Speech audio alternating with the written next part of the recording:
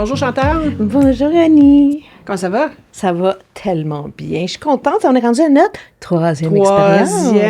Troisième. On est quasiment rendu confortable. On va dire ça de cette façon-là. Oui. Alors aujourd'hui, Oui. on va parler voyage.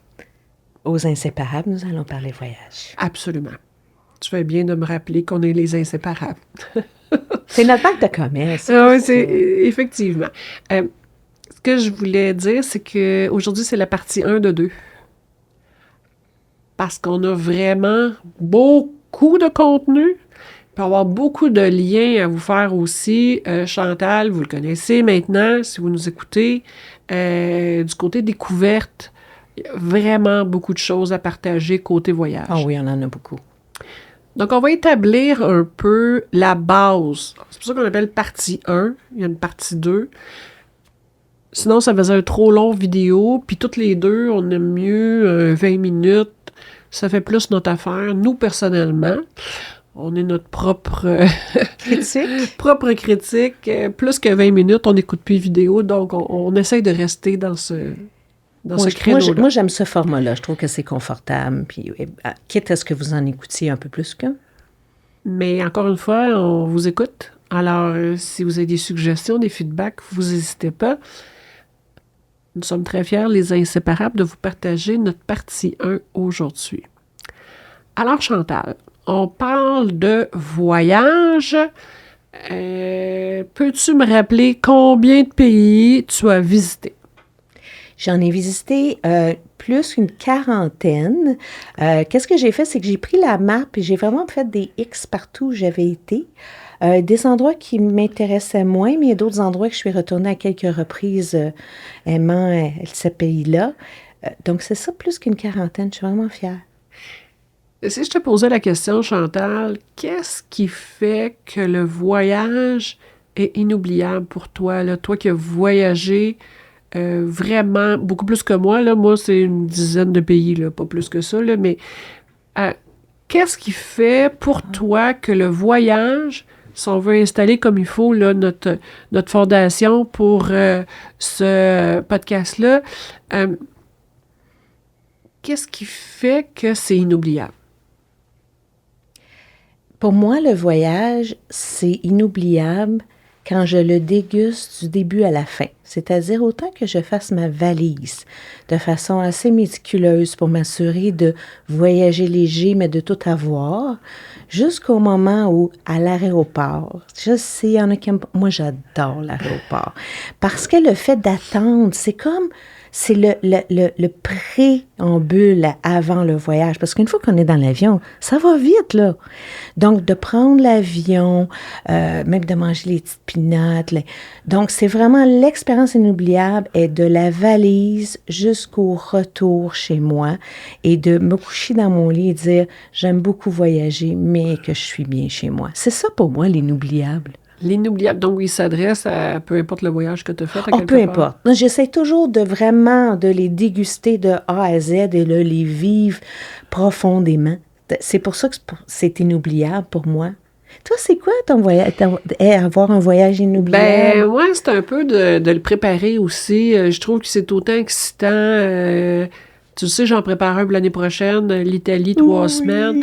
De tout préparer, l'itinéraire, par où est-ce qu'on va arriver. Puis je m'aperçois que là, je prends plus le temps de préparer. C'est pas un tout inclus ou c'est pas comme une croisière où ce que tout est déjà préparé d'avance. Oui, c'est plus de préparation. Là, c'est vraiment, il faut leur louer des voitures, il faut louer, tu sais, je fais affaire avec toi pour m'aider là-dedans, mais je m'aperçois que dans la préparation, il y a quelque chose déjà d'exaltant, puis je suis convaincue qu'au moment de le faire, ben tous les faits que j'ai une meilleure conception de la cartographie des villes, de qu'est-ce que je peux faire, qu'est-ce que je peux pas faire, qu'est-ce que je veux pas, des dates. Déjà, je trouve que ça nourrit quelque chose, ça nourrit en tout cas ma curiosité, comme d'habitude, mais je trouve ça vraiment exaltant, puis je m'aperçois que ça fait une grande différence comment qu'on se prépare. On a dit qu'on allait avoir 3 clés là, dans la partie 2, on va plus vous en parler, mais moi, ça commence avec la préparation, mais si je veux, et si je regarde dans le passé, qu'est-ce qui a rendu mon voyage inoubliable pour moi? Puis c'est vraiment personnel, c'est pas nécessairement où, c'était avec qui. Ah, c'est intéressant. Puis même si je l'ai fait en solo, j'ai côtoyé des gens. En groupe, en duo, en gang de filles, en organisé, semi-organisé, on dirait que peu importe où c'était, les gens rendaient le voyage, donnaient une dimension, pour moi, qui était différente.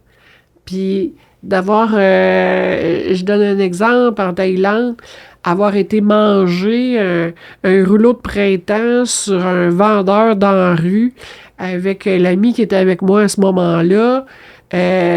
Toutes les deux, on part, on est deux filles, on sait pas tout ce qu'on s'en va. On a faim, on connaît pas la langue, on connaît rien.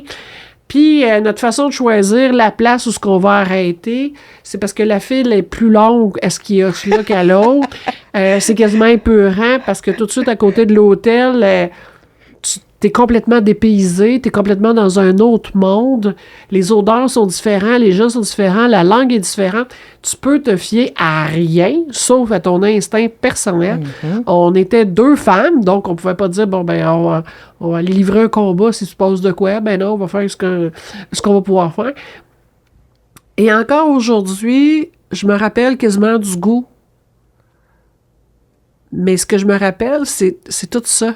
C'est qu'on a osé, on avait faim, on n'avait pas trop faim, on n'a pas suivi le reste du groupe, puis on s'était autorisé à aller d'une place qu'on n'était même pas supposé aller nécessairement, puis de l'avoir fait en duo avec une autre personne, ça a rendu ce moment-là inoubliable. J'en ai plein d'autres anecdotes, d'autres que j'ai vécues avec toi, sur une plage. Je suis convaincue que vous avez déjà vu la photo, si vous ne l'avez pas vue encore. C'est la photo pour nous qui était à l'époque, puis ça fait déjà quelques années. Peut-être 10 ans, 8 à 10 ans. Le temps passe tellement vite. Ça doit faire ça, là, au début. 8 à 10 ans, je ne sais pas si vous vous rendez compte, mais cette photo-là, avec toi, où ce qu'on rit toutes les deux, je vous conte le contexte. Cette photo-là a été prise sur le bord de la plage, à Aruba. On voyage en gang, puis on fait partie de cette gang-là, bien entendu. Chantal me dit, je fais jamais des bonnes photos, je suis jamais bonne ces photos. Puis je demande à la personne qui prend la photo, prépare-toi, je pars en courant, puis j'y saute dessus. Et là, maintenant, vous connaissez plus mon inséparable Chantal. Vous savez comment qu'elle est ricaneuse, elle partirait tout de suite. Et on a pu capter ce moment-là. C'est tellement naturel, là. C'est un moment de joie pure. Oui, puis c'est profond dans nos tripes, là. On regarde la photo, puis on se transporte sur cette plage-là, cette journée-là, avec cette émotion-là. Et ça, c'est inoubliable. On veut vous partager d'autres choses. Après ça, parce qu'on vous l'a dit, tu as dit, ça fait combien d'années? Ça 8 à 10 ans. Il faudrait que je valide les... Oui, mais c'est à peu près ça. 8 à 10 ans, puis pendant ces 8 à 10 ans-là, on n'a pas tout le temps vécu des affaires faciles dans nos vies. Non. La confidence qu'on veut vous faire, une et l'autre, sans se le dire. Parce que moi, pour ta fête, j'avais fait encadrer la photo et sans se le dire, elle l'a mis dans son bureau, je l'ai mis dans le mien. Et sans se le dire, on s'est dit un jour que quand on vivait des moments difficiles, on n'avait qu'à regarder cette photo-là. C'est vraiment vrai, là, tout le monde, là, je vous jure. Là. On fait pas ça. Ben là, j'ai les yeux dans l'eau parce que je me rappelle. Ouais. C'est profond. Oui, c'est profond. On veut juste vous dire, moi aussi, j'ai les yeux dans l'eau au moment où je vous le dis, mais c'est juste de vous dire, puis c'est pas du fake, là, ce qu'on est en train de faire. Là. On est vrai, c'est tout. C'est un bon point, on n'est pas capable de faker. On regarde la photo et ça nous remplit. Ça nous remplit d'un bonheur, de quelque chose qui est inoubliable. Et c'est même... On aurait peut-être dû le dire dans la première vidéo, mais ça a été l'élément déclencheur de nos podcasts, de dire, faut partager cette énergie, cette complicité-là avec tout le monde. Alors, je reviens à ma question que je te posais. Qu'est-ce qui fait que c'est inoubliable? C'est les moments avec les gens. Et c'est de là, pour moi, que le voyage donne quand même une couleur puis un contexte qui t'autorise à vivre des moments différents avec les gens. C'est pour ça que j'aime tant voyager. Et je trouve que la façon que tu l'as positionné, ça invite les gens à vouloir aussi voyager. Parce qu'il y a des gens, pour peu importe les raisons, et ça, on va en parler aussi dans la partie 2 de 2, des gens ne voyagent pas parce qu'ils n'ont pas d'argent, ne voyagent pas parce qu'ils sont seuls, ne voyagent pas par peur, et il manque tellement de belles expériences inoubliables. Donc, on va en parler un peu plus en détail de comment ils peuvent sortir de ces situations-là, comment les aider. Ben, quelque part, c'est de rechercher une certaine sécurité, parce que je peux comprendre des gens qui parlent pas la langue. Tu sais, toutes les deux, on est bilingues, mais même, il y a des gens qui sont trilingues, tout ça, c'est sûr, ça facilite quand tu peux parler la langue. Mais il y a tellement des trucs qu'on va pouvoir apporter sur comment vous trouvez des guides dans votre langue, comment justement vous allez vous préparer, mais sortir de ce contexte-là pour vous autoriser, du moins, encore une fois, ça peut être à 2 heures de chez vous, là, mais de changer le contexte amène une couleur différente à ce qu'on vit. Ah, c'est beau. C'est un peu ça. Puis, t'as raison qu'en solo, femme, on va vraiment peut-être avoir une partie 3, on ne sait pas encore, mais la sécurité. Moi, mon mot d'ordre, c'est la sécurité. Quand on change de pays, on n'est plus dans notre pays. Puis c'est important que ce soit sécuritaire. Et c'est pour ça que des fois, des gens vont voyager en groupe, même s'ils n'aiment pas ça, à cause de la sécurité. Puis c'est là qu'on veut vous amener, de vous autoriser à l'essayer. Sortez du groupe ou faites-le d'une façon qui est différente. Puis on a découvert vraiment, tu me fais découvrir, encore une fois, plein d'alternatives voyages incroyables qui fait en sorte que tu es en sécurité, tu peux avoir des guides dans ta langue, puis ça, peu importe le pays à travers le monde, et pas avec des frais qui coûtent une fortune. Pas du tout. Puis c'est sûr et certain que ça, vu que nous, on cherche des moments... Inoubliables. Ah, priceless. Priceless. Inoubliable, priceless. C'est la même chose pour nous, mais... Vu que c'est vraiment ça notre fil conducteur dans tous nos podcasts, c'est sûr que le contexte t'amène à toi changer un peu ta position. Des fois, justement, parce que tu te sens pas en sécurité, ben tu vas oser, tu vas cogner à des portes, tu vas faire différemment, et là, tu vas te découvrir, puis tu vas découvrir. Puis tu vas avoir dépassé tes attentes. Parce que je pense qu'à chaque fois que toi et moi, on a dépassé, on est allé plus loin, comme qu'est-ce qu'on fait aujourd'hui, de sortir de notre zone de confort, on dirait que tu vis, tu te sens vivre. Oui. Donc, oui. de vous aider à dépasser votre petite zone, puis dire, « Hey, je suis bonne, j'ai réussi à faire ça aujourd'hui. » Je suis capable. Je suis capable, ben, Je suis exactement. Capable. Oui. Bon, on fait un lien avec notre dernier podcast qui était l'amitié au féminin. Ben, vous avez une amie, partez donc un week-end. Pour le tester. Las Vegas, New York, c'est à côté pour nous qui habitons Montréal. Tu sais, faites-le, essayez-le, testez-le, parce que plus vous allez mettre ça à l'épreuve, plus vous allez vous adapter plus facilement et vous allez pouvoir justement vivre pleinement l'expérience qui va devenir priceless. C'est quoi d'autre qu'on veut installer quand on parle voyage, Chantal? Fait que là, on a parlé un peu de préparation. Toi, tu parles que ça commence dans mes valises. Qu'est-ce que je mets dans mes valises jusqu'à ma destination? J'aime bien ça. C'est quoi d'autre tu voudrais ajouter? Une des choses qui est très importante, c'est que tu ne peux pas agir dans les autres pays comme tu agis chez toi. De respecter le pays qu'on visite, parce que certains ont des mœurs différentes, ils ont des accueils différents. Donc, vous renseignez avant de visiter le pays pour vraiment vous assurer de suivre les coutumes et les règles de ce pays. Ça revient un peu peut-être ce que je disais, quand tu es préparé, tu le sais, donc tu vas t'adapter en conséquence.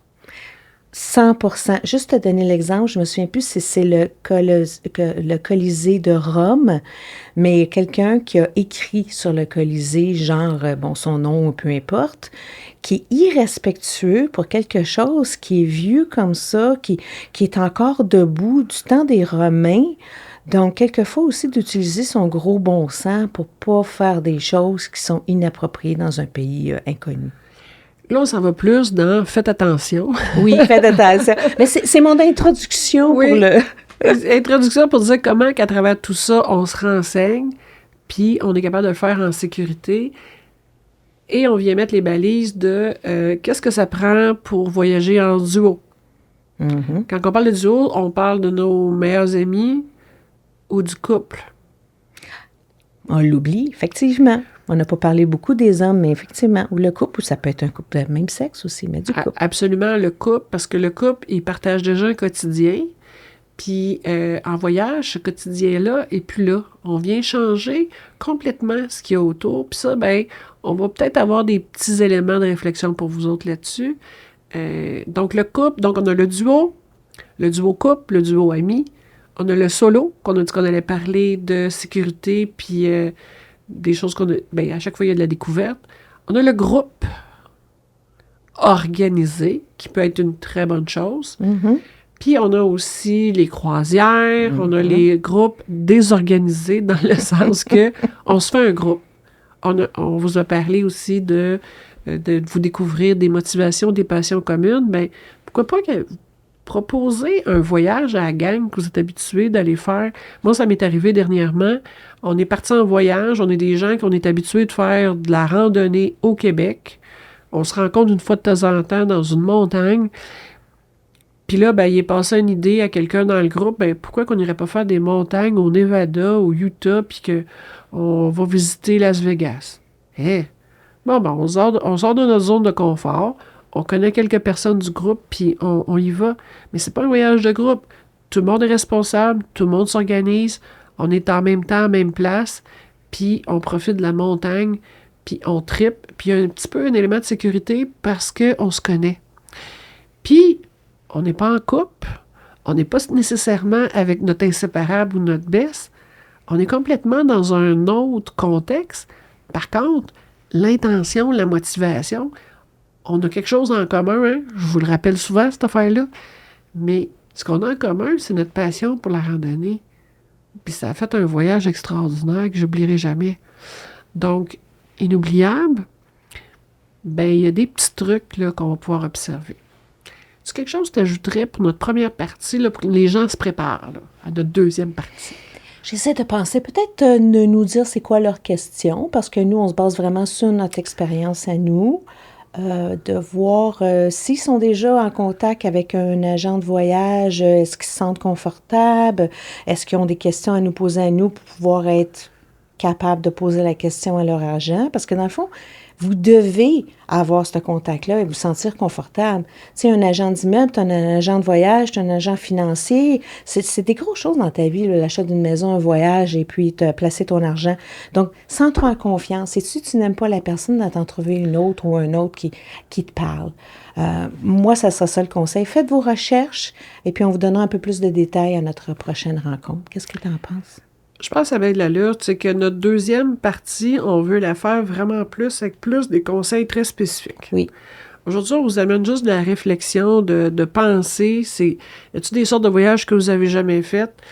Est-ce que parce que vous êtes une femme seule, vous n'osez pas d'en faire? Vraiment, on s'est posé la question, puis on s'est aperçu qu'il y a des gens, il y a des femmes, entre autres, qui s'empêchent de voyager. Puis là, nous, ça nous fend le cœur d'entendre ça, ces histoires-là, quand on se dit que c'est tellement exaltant. Mm-hmm. Du moins, un coup que vous allez l'avoir fait, si vous le faites plus, vous savez pourquoi vous le faites plus. Et vous allez l'avoir vécu. Puis vous allez l'avoir vécu, donc maintenant, vous le savez. Vous allez arrêter de rêver, ou vous allez rêver encore plus grand. Puis là, grâce à nos conseils, vous allez peut-être vous permettre autre chose. Mais notre vraie raison de parler de voyage, en dehors du fait que les deux, on est des grandes amoureuses du voyage, c'est que ça a été porté à notre attention, encore une fois, dans les découvertes de Chantal, en faisant ses recherches, qu'il y a beaucoup de femmes qui s'empêchent de voyager. Elles sont en couple, le conjoint ou la conjointe n'aime pas voyager, alors ne voyage pas. En couple ou en duo, l'autre personne est plus âgée, veut plus voyager, mais l'autre, elle a encore le goût de voyager. Ne voyage pas. Notre mot aujourd'hui, c'est de dire « vous pouvez, c'est possible et empêchez-vous pas ». Parce que vous empêchez de vivre des moments inestimables. Priceless. Comme on aime le dire. Oui, exact. Pourquoi qu'on le fait en 2 étapes, ce vidéo-là? C'est parce qu'on veut vraiment mettre l'essence de ce que vous allez nous apporter. Fait qu'on veut prendre du recul, on va aller vous lire, on va aller vous voir, on veut comprendre pourquoi que vous le faites pas ou quand que vous le faites, qu'est-ce qui a rendu votre voyage inestimable. Puis c'est cette essence-là, cette épice-là qu'on veut vraiment mettre dans notre 2e partie. Donc aujourd'hui, c'était juste une prémisse de réflexion. Pour vous donner le goût. Pour vous donner le goût. Donc pour conclure, Chantal? On veut leur permettre d'avoir une expérience priceless. Alors, passez une belle fin de journée et les inséparables vous disent à la prochaine. À la prochaine.